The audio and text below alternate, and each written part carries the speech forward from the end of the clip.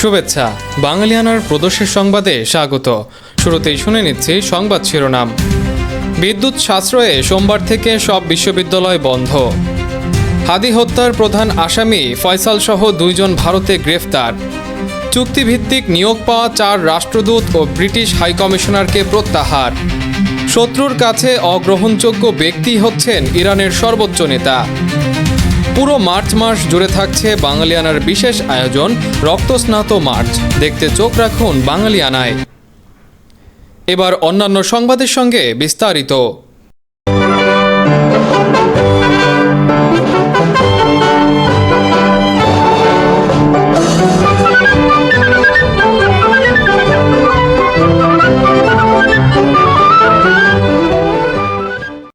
বাংলার ইতিহাসের সবচেয়ে রক্তাপ্লুত সময় মার্চ 1971।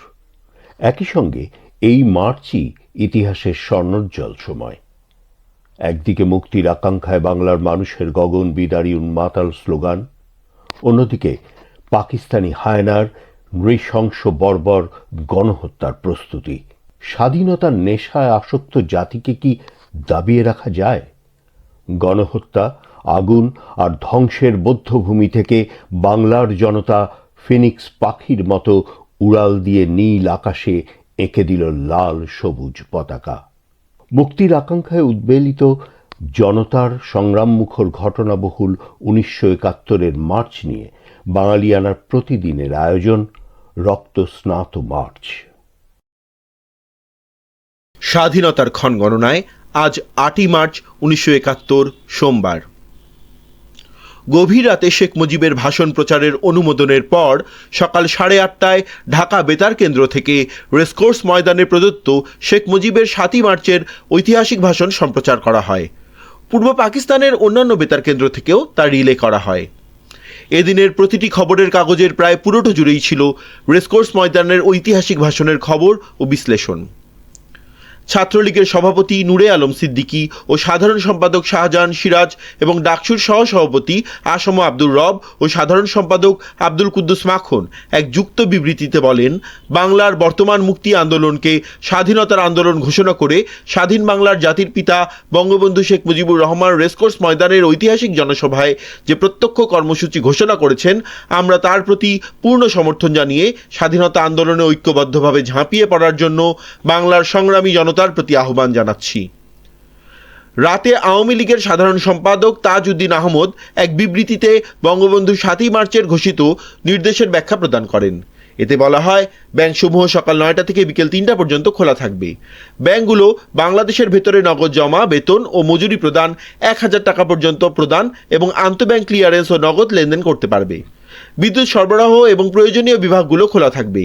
সার সরবরাহ ও পাওয়ার পাম্পের ডিজেল সরবরাহ অব্যাহত থাকবে। পোস্ট অফিস সেভিংস ব্যাংক খোলা থাকবে। পানি ও গ্যাস সরবরাহ অব্যাহত থাকবে। আওয়ামী লীগ সাধারণ সম্পাদক তাজউদ্দিন আহমদ পৃথক আরেকটি বিবৃতিতে সামরিক শাসক কর্তৃপক্ষ প্রদত্ত প্রেসনোটের প্রতিবাদ জানিয়ে বলেন, প্রেসনোটে হতাহতের সংখ্যা ব্যাপকভাবে কমিয়ে বলা হয়েছে। অগ্নিসংযোগ ও লুটপাটের ক্ষেত্রেই গুলিবর্ষণ করা হয়েছে বলে নিজেদের কথিত বক্তব্য সত্যের অপলাপ। নিজেদের অধিকারের সপক্ষে শান্তিপূর্ণভাবে বিক্ষোভরত নিরস্ত্র বেসামরিক অধিবাসীদের উপরই নিশ্চিতভাবে গুলি চালানো হয়েছে।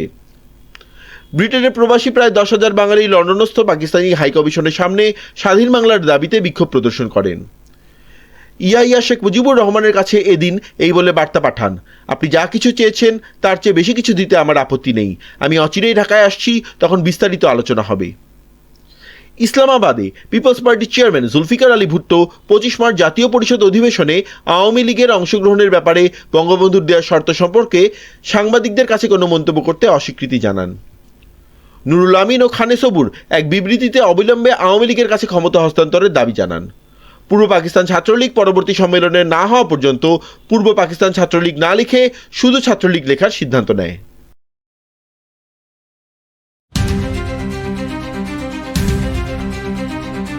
জাতীয় পর্যায়ে বিদ্যুৎ ও জ্বালানি সাশ্রয়ে সোমবার 9 মার্চ থেকে দেশের সব সরকারি ও বেসরকারি বিশ্ববিদ্যালয় বন্ধ ঘোষণা করেছে শিক্ষা মন্ত্রণালয়। প্রধানমন্ত্রী তারেক রহমানের নির্দেশে ঈদ উল ফিতরের ছুটি এগিয়ে এনে আজ রবিবার এ সংক্রান্ত প্রজ্ঞাপন জারি করা হয়। মন্ত্রণালয়ের নির্দেশনা অনুযায়ী বিশ্ববিদ্যালয়গুলোর নির্ধারিত একাডেমিক ক্যালেন্ডার পর্যন্ত এই ছুটি কার্যকর থাকবে। নির্দেশনায় দিনের বেলা প্রাকৃতিক আলো ব্যবহার, এসি 25 ডিগ্রি সেলসিয়াসের ওপরে রাখা এবং অপ্রয়োজনীয় আলোকসজ্জা পরিহার সহ বেশ কিছু বিদ্যুৎ সাশ্রয়ী পদক্ষেপ নিতে বলা হয়েছে। বৈশ্বিক সংকট মোকাবেলায় এবং বিদ্যুৎ ব্যবহার সীমিত রাখতে মন্ত্রিপরিষদ বিভাগের সিদ্ধান্তের আলোকে এই ব্যতিক্রমী উদ্যোগ নেওয়া হলো।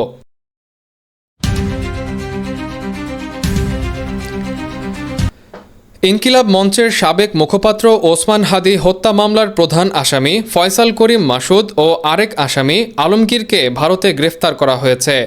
রবিবার 8 মার্চ ভারতীয় সংবাদ সংস্থা ANI ও পশ্চিমবঙ্গের গণমাধ্যম এই সময় এই তথ্য নিশ্চিত করেছে। হত্যাকাণ্ডের পর আসামিরা পালিয়ে পার্শ্ববর্তী দেশে আশ্রয় নিয়েছিলেন বলে ধারণা হচ্ছিল। ভারতীয় পুলিশের এই সফল অভিযানে মামলার প্রধান 2 আসামি ধরা পড়ায় ওসমান হাদি হত্যার বিচারে বড় অগ্রগতি হয়েছে।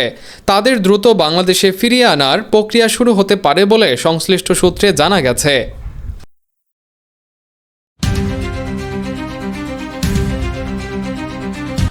পর্তুগাল, পোল্যান্ড, মেক্সিকো ও মালদ্বীপে নিযুক্ত বাংলাদেশের 4 রাষ্ট্রদূত এবং যুক্তরাজ্যে নিযুক্ত হাইকমিশনার আবিদা ইসলামকে প্রত্যাহার করেছে পররাষ্ট্র মন্ত্রণালয়। আজ রোববার এক বিজ্ঞপ্তিতে তাদের অতিসত্বর ঢাকায় ফেরার নির্দেশ দেওয়া হয়। প্রত্যাহারকৃতদের মধ্যে রয়েছেন সাবেক সচিব এম মাহফুজুল হক, সাবেক আইজিপি মোহাম্মদ মইনুল ইসলাম, সাংবাদিক এম মুশফিকুল ফজল আনসারি এবং একাডেমিক মোহাম্মদ নাজমুল ইসলাম। উল্লেখ্য, এই 4 জনকেই অন্তর্বর্তী সরকারের আমলে চুক্তিভিত্তিতে নিয়োগ দেওয়া হয়েছিল। তাদের পাশাপাশি 15তম ব্যাচের পেশাদার কূটনৈতিক আবিদা ইসলামকেও লন্ডন থেকে বাতিল করা হয়েছে। অন্তর্বর্তী সরকারের নিয়োগ নিয়ে রাজনৈতিক মহলে নানা আলোচনার প্রেক্ষাপটে সরকারের এ সিদ্ধান্তকে পররাষ্ট্র প্রশাসনে বড় ধরনের রদবদল হিসেবে দেখা হচ্ছে।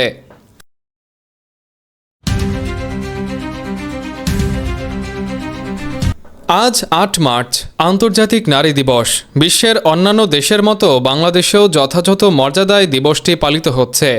এবারের প্রতিপাদ্য অধিকার, ন্যায় বিচার, কাজ সকল নারী ও কন্যার জন্য। দিবসটিকে কেন্দ্র করে বাঙালিয়ানার বিশেষ প্রতিবেদন দেখতে ক্লিক করুন আই বাটনে। নাটোরের সিংড়া উপজেলায় বাঁশঝাড়ের মধ্যে মাটির নিচে পানির ট্যাঙ্ক বসিয়ে 10,000 লিটার জ্বালানি তেল লুকিয়ে রেখেছিলেন রুবেল হোসেন নামের এক জ্বালানি তেল ব্যবসায়ী। খবর পেয়ে উপজেলা নির্বাহী কর্মকর্তা ইউএনও 7 মার্চ শনিবার দুপুরে অভিযান চালিয়ে ওই ব্যবসায়ীকে 5,000 টাকা জরিমানা করেছেন।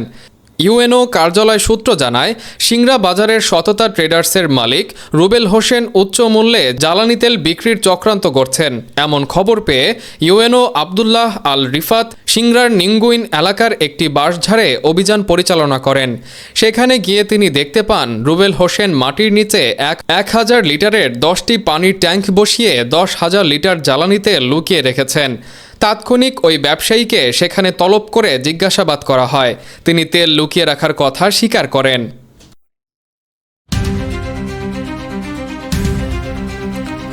ইরানের প্রয়াত সর্বোচ্চ নেতা আয়াতুল্লাহ আলী খামেনির উত্তরসূরি নির্বাচনে প্রায় চূড়ান্ত ঐক্যমত্যে পৌঁছেছে ইরানের বিশেষজ্ঞ পরিষদ বা অ্যাসেম্বলি অফ এক্সপার্টস। রবিবার 8 মার্চ পরিষদ সদস্য আয়াতুল্লাহ মোহাম্মদ মেহেদি মীর বাঘেরি জানান, নেতা নির্বাচনের প্রক্রিয়া প্রায় শেষ, তবে কিছু আনুষ্ঠানিক প্রতিবন্ধকতা দূর করা হচ্ছে। পরিষদ সদস্য আয়াতুল্লাহ মহসিন হায়দারি জানান, প্রয়াত নেতার পরামর্শ অনুযায়ী এমন একজনকে বেছে নেওয়া হয়েছে যাকে শত্রুরা ঘৃণা করে। সম্প্রতি মার্কিন প্রেসিডেন্ট ডোনাল্ড ট্রাম্প খামেনির ছেলে মোজতবা খামেনিকে অগ্রহণযোগ্য বলে অভিহিত করেছিলেন।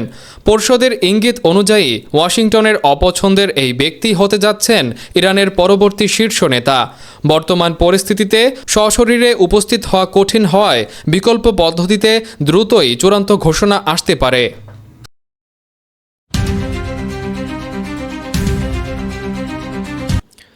ইসরায়েলি বিমান হামলায় জ্বালানি স্থাপনা ক্ষতিগ্রস্ত হওয়ার পর ইরানের রাজধানী তেহরানে আকাশ থেকে কালো বৃষ্টি ঝরছে। শনিবার সন্ধ্যায় তেহরানের জ্বালানি গুদামে হামলার ফলে সৃষ্ট বিশাল ধোঁয়া ও তেলের কণা মেঘের সঙ্গে মিশে যাওয়ায় এই অভূতপূর্ব ও ক্ষতিকর পরিস্থিতির সৃষ্টি হয়েছে। মার্কিন সংবাদ মাধ্যম CNN জানিয়েছে, বৃষ্টির পানি তেলের মতো আঠালো ও ঘন কালো রঙের। ইরানের রেড ক্রিসেন্ট এই বৃষ্টিকে অ্যাসিড বৃষ্টি হিসেবে চিহ্নিত করে সর্বোচ্চ সতর্কতা জারি করেছে। বিষাক্ত হাইড্রোকার্বন ও সালফার মিশ্রিত এই পানি ত্বক ও ফুসফুসের মারাত্মক ক্ষতি করতে পারে। নাগরিকদের ঘরের ভেতরে থাকার পরামর্শ দিয়ে রেড ক্রিসেন্ট জানিয়েছে, বৃষ্টির পানি শরীরে লাগলে ঘষাঘষি না করে শুধু ঠান্ডা পানি দিয়ে ধুয়ে ফেলতে হবে। এই ঘটনায় তেহরান জুড়ে তীব্র আতঙ্ক ও পরিবেশগত বিপর্যয়ের আশঙ্কা দেখা দিয়েছে।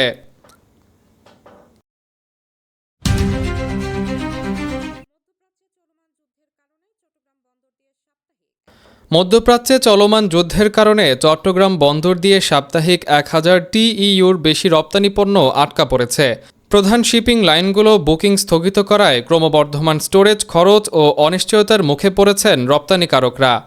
আলু, কৃষিপণ্য, হিমায়িত খাদ্য ও তৈরি পোশাক বোঝাই কন্টেইনারগুলো এখন বিভিন্ন বেসরকারি ইনল্যান্ড কন্টেইনার ডিপোতে পড়ে রয়েছে। শিপিং রুটগুলো ফের চালু হওয়ার অপেক্ষায় থাকা অবস্থায় রপ্তানিকারকদের বাড়তি ডিপো ও প্লাগিং চার্জ গুনতে হচ্ছে।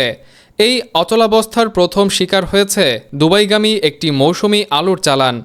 SR ইমপেক্স লিমিটেডের 28 টনের একটি চালান প্রক্রিয়াজাতকরণ ও প্যাকেজিং শেষে 1 মার্চ বগুড়া থেকে চট্টগ্রামে পৌঁছায়। পরদিন চালানটি জেবেল আলী বন্দরের উদ্দেশ্যে জাহাজে তোলার কথা ছিল, কিন্তু কার্গোটি আর ডিপো ছেড়ে বের হতে পারেনি। রপ্তানিকারকদের আশঙ্কা, যুদ্ধ দীর্ঘায়িত হলে সংকট আরও ঘনীভূত হতে পারে। এতে বাংলাদেশের বাণিজ্যে নেতিবাচক প্রভাব ফেলার পাশাপাশি বিভিন্ন শিল্পের খরচ বাড়িয়ে দেবে। এবার শুনে নিচ্ছি বাঙালিয়ানা বাণিজ্য সংবাদ। দেশে মূল্যস্ফীতি আবারও 9% ঘর ছাড়িয়েছে। বাংলাদেশ পরিসংখ্যান ব্যুরো BBS এর সর্বশেষ তথ্য অনুযায়ী গত ফেব্রুয়ারিতে সার্বিক মূল্যস্ফীতি বেড়ে দাঁড়িয়েছে 9.13%, যা গত 10 মাসের মধ্যে সর্বোচ্চ। টানা 4 মাস ধরে এই ঊর্ধ্বগতি অব্যাহত থাকায় মধ্যবিত্ত ও সীমিত আয়ের মানুষের ওপর অর্থনৈতিক চাপ আরও তীব্র হয়েছে। প্রতিবেদনে দেখা যায়, খাদ্য মূল্যস্ফীতি 9.30% পৌঁছেছে এবং খাদ্য বহির্ভূত মূল্যস্ফীতি হয়েছে 9.01%। বিপরীতে জাতীয় মজুরি বৃদ্ধির হার 8.06% মূল্যস্ফীতির তুলনায় কম হওয়ায় মানুষের প্রকৃত আয় কমেছে। ফলে নিত্য প্রয়োজনীয় খরচ মেটাতে সাধারণ মানুষকে হিমশিম খেতে হচ্ছে।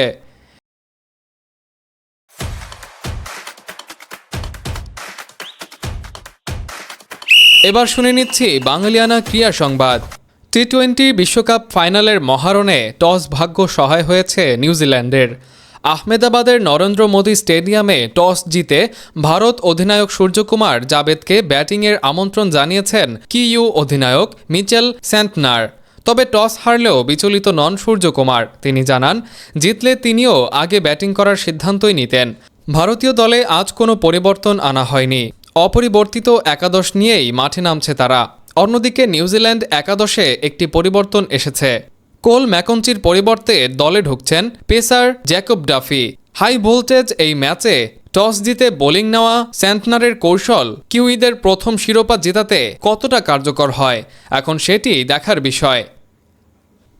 বাঙালিয়ানা প্রদোষের সংবাদ শেষ হলো। ধন্যবাদ।